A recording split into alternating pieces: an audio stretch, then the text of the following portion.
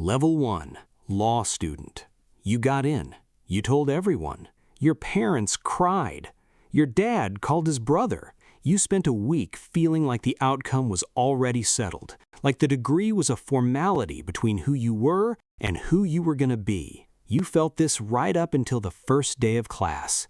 A professor you had never met walked to the front of a room filled with 80 nervous people. Without warning, he called on you by name. Then he asked you to argue the plaintiff's position in a case you had read once the night before. You stood up. You gave an answer. It was not good. He asked a follow-up. That was worse. He moved on. You sat down. You did not speak again for 3 weeks. At least not unless you were called on. This is the Socratic method. Nobody warns you what it feels like from inside it. You learn to read cases differently, not for the story, not for what happened, not for who was wronged, not even for what seems fair. You read for the structure, the issue, the rule, the application, the conclusion. You learn that the law is not a system for producing justice. It is a system for producing decisions. Whether those decisions are just is a different question, and one the law is not always equipped to answer. That fact will bother you for the rest of your career, in ways you will never fully resolve. You graduate with $140,000 in debt. You pass the bar exam on your first attempt. You don't tell anyone the score. Level 2, law clerk. You clerk for a federal judge for 2 years. This is the part of the legal world that most people never see. You are inside the room where the decisions are made. You draft opinions. You research precedent going back 40 years. You sit in chambers while the judge reads briefs and asks questions that force you to think harder than law school ever required. For the first time, you understand that legal reasoning is not a formula. It is a skill that looks like a formula from a distance and reveals itself to be judgment up close. Judgment built from repetition and humility and the willingness to sit with uncertainty until the answer becomes clear.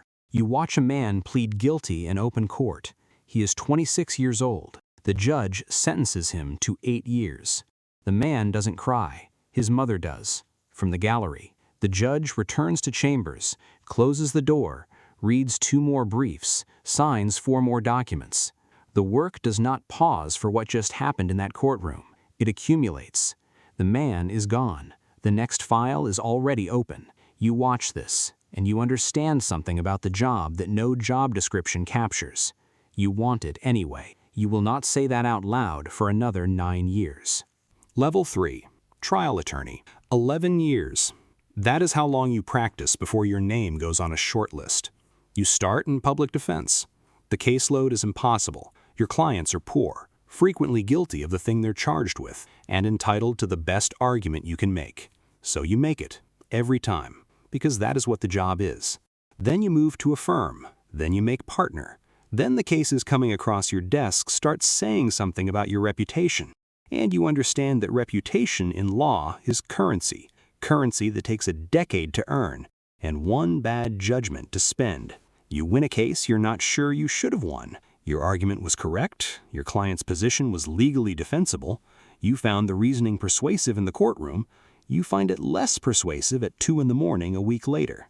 You don't know what to do with this. The law doesn't give you anywhere to put it. You lose a case you know you should have won. The evidence was clear. The law was on your side.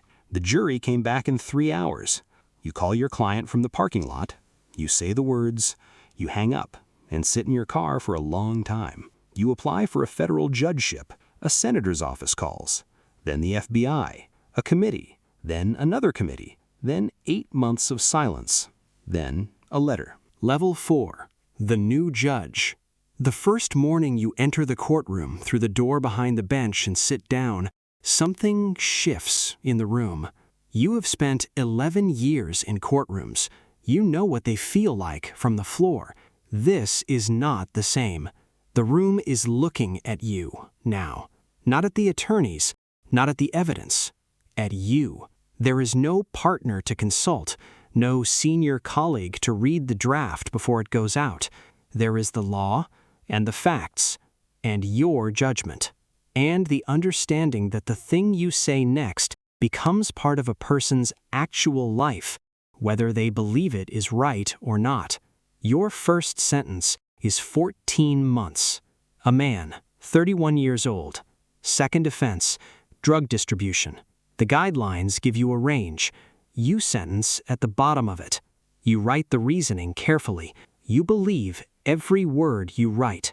You drive home. Your spouse asks how your day went. You say it went fine. You pour a glass of water and stand in the kitchen for a moment. You can't talk about it. You couldn't talk about it with the last judge you clerked for either, but you didn't understand then what that costs. Now you do. The cases used to move through you, outward, into conversations, into analysis, into the world. Now they move inward. They stay. 50% of judges in national surveys identify isolation as their primary source of professional stress. You read the statistic 4 months into the job. You recognize it the way you recognize your own face in an unfamiliar mirror. You manage it. You learn to manage it. Managing it is not the same as it going away. Level 5. The Judge. Years pass, and a reputation builds the way a reputation always builds in law. Not through announcements, but through who starts calling you and what they're calling about. You get a case wrong. You know this not because anyone tells you directly.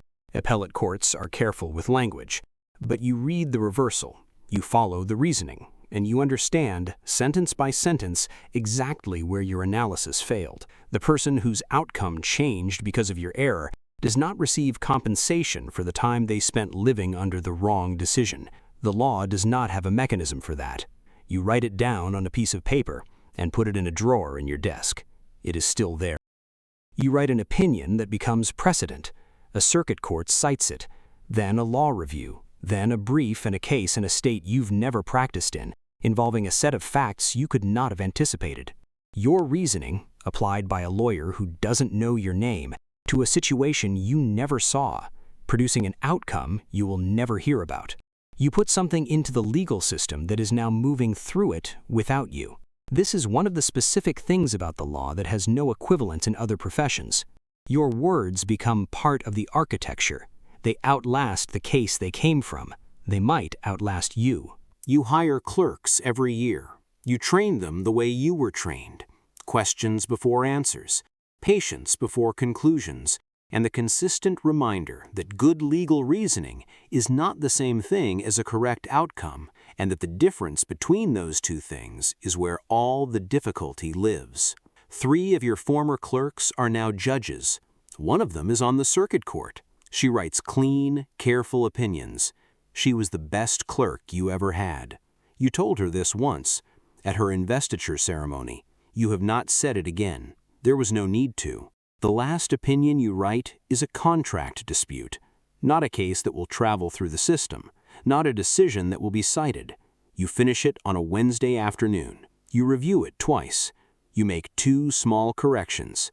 You sign it. You push back from your desk. You look out the window of your chambers at the city you have presided over for 23 years. The city that has carried on beyond these walls while you were in here, with these files, with these decisions, trying to apply a system designed for general principles to situations that are always irreducibly specific. You think about the 26-year-old whose mother cried in the gallery. You think about the case you got wrong. You think about the opinion that is still moving through the courts without you. You think about the clerk who is now a judge, writing her own opinions, building her own library of decisions, carrying her own weight. The law never asked whether you were ready. It never asked whether the answer you were about to give was enough for what the moment required. It only asked whether you were going to decide. For 34 years, you decided.